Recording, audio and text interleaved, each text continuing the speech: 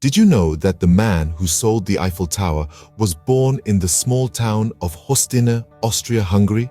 Yes, the charming con artist Victor Lustig, notorious for his elaborate schemes and luxurious lifestyle, first opened his eyes to the world on the 4th of January, 1890. From an early age, it was evident that Lustig possessed an extraordinary intellect. Yet this brilliance seemed to be intertwined with a knack for mischief, a potent combination that would shape his future. When Lustig turned 19, he found himself studying in the city of love, Paris. His days were filled with textbooks and lectures, but his nights, they were a whirlwind of gambling and romantic escapades.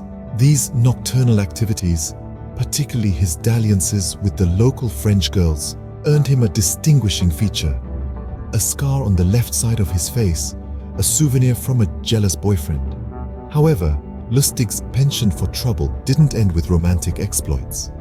After leaving school, he quickly discovered a more lucrative, albeit unlawful path.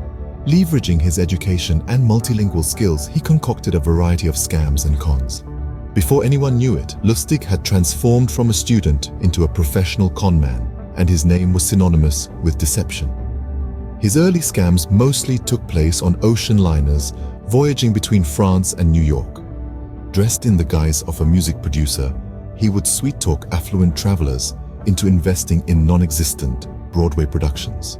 It was an ingenious scam with a captive audience of unsuspecting victims who only realized their folly once the cruise ended and Lustig had vanished. When World War I halted these oceanic schemes, Lustig didn't miss a beat. He relocated to the United States and began targeting bigger fish like banks. This audacious move escalated his notoriety, making him a person of interest for American law enforcement agencies. And so, Victor Lustig, a man of many talents, embarked on a life of deception. His journey was just beginning, and the world was his stage. The curtain was yet to rise on his most audacious act, selling the Eiffel Tower. Not once, but twice. But that's a tale for another scene. From ocean liners to the streets of Paris, Lustig's cons knew no boundaries. This master of deception had a knack for spotting the perfect mark.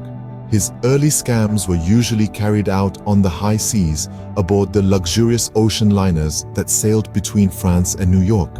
With a captive audience of affluent travelers, Lustig posed as a music producer seeking investments for a non-existent Broadway production. By the time these unsuspecting victims realized they were duped, the voyage was over and Lustig had vanished into thin air. But when World War I put a halt to these transatlantic crossings, Lustig didn't miss a beat. He simply moved his operations to dry land, relocating to the United States. It was here that he began to set his sights on bigger targets, namely banks.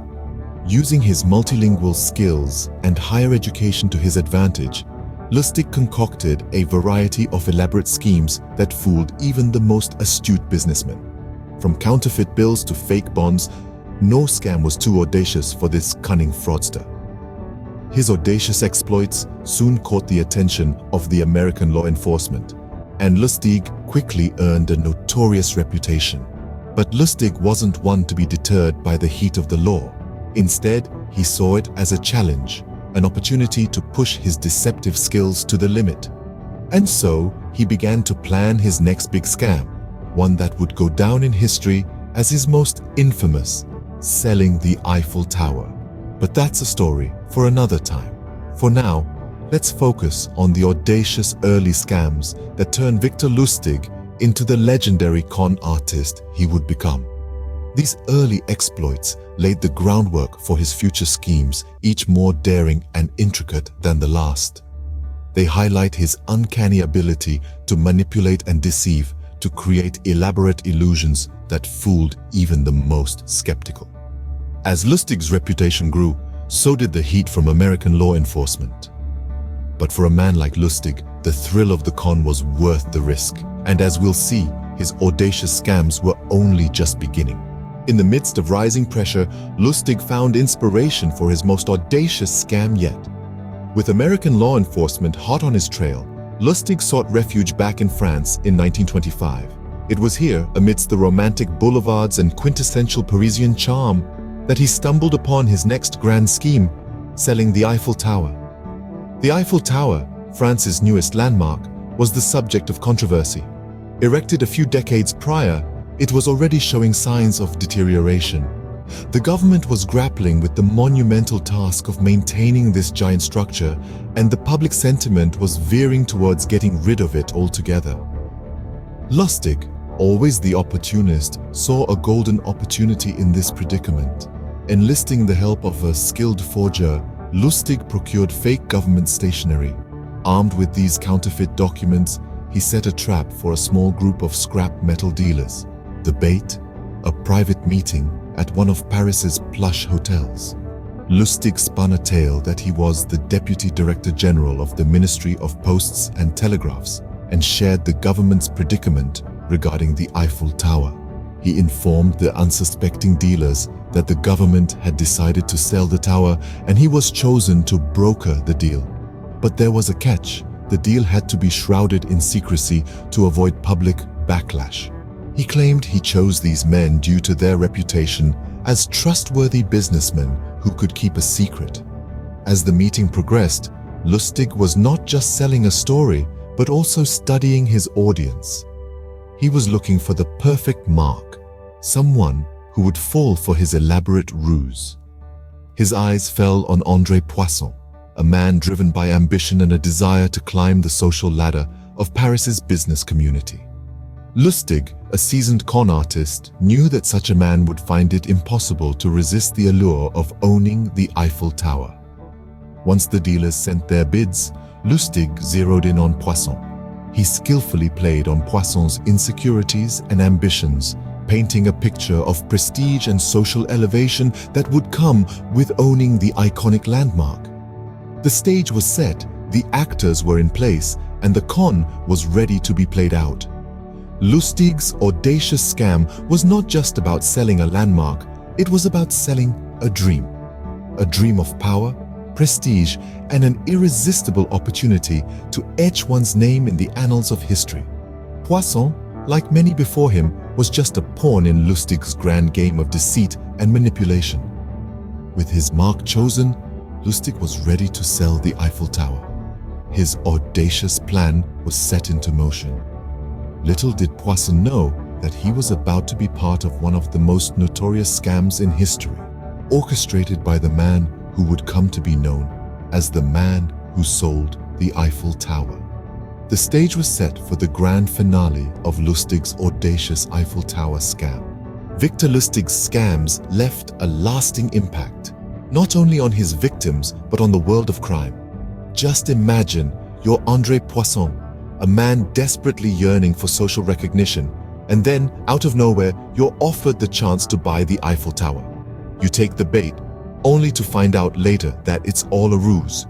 That's a blow that hits you not just in the pocket, but in your self-esteem too.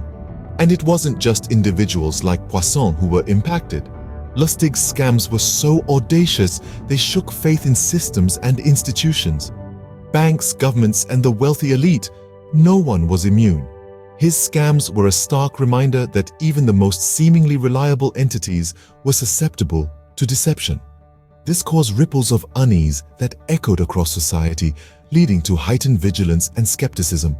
Lustig's scams were not just crimes, they were performances. His charm, his audacity, and his genius for manipulation were as much a part of his scams as the actual deception. This made him a figure of fascination and even grudging admiration. People were captivated by his audacity and cunning, even as they condemned his actions. His name became synonymous with grand deception, and his scams were recounted with a mix of outrage and awe. In the world of crime, Lustig's scams set a new bar. They demonstrated that a con artist could target not just individuals but institutions, not just the gullible but the well-informed. His scams have been studied and imitated by subsequent generations of con artists, inspiring a whole genre of big con crimes. In the end, Lustig's scams did far more than rob his victims of their money. They changed perceptions, They challenged assumptions and they left an indelible mark on the annals of criminal history. Victor Lustig, the man who sold the Eiffel Tower, remains one of the most notorious con artists in history. So, what became of the man who sold the Eiffel Tower? Victor Lustig, the swindler with a silver tongue and an audacious spirit, couldn't outrun the law forever. His flamboyant lifestyle and boldly executed scams eventually caught up with him. In 1935, he was apprehended in New York City, charged with counterfeiting. Despite his attempts at evasion, using his charm, wits, and even an escape from the federal detention center, Lustig's fate was sealed. He was sentenced to 20 years in Alcatraz, where he passed away in 1947 from pneumonia. But what of his legacy? Lustig's story has lived on, vibrant and captivating as the man himself. His audacity, creativity, and charm are the stuff of legend, inspiring numerous books, films, and articles.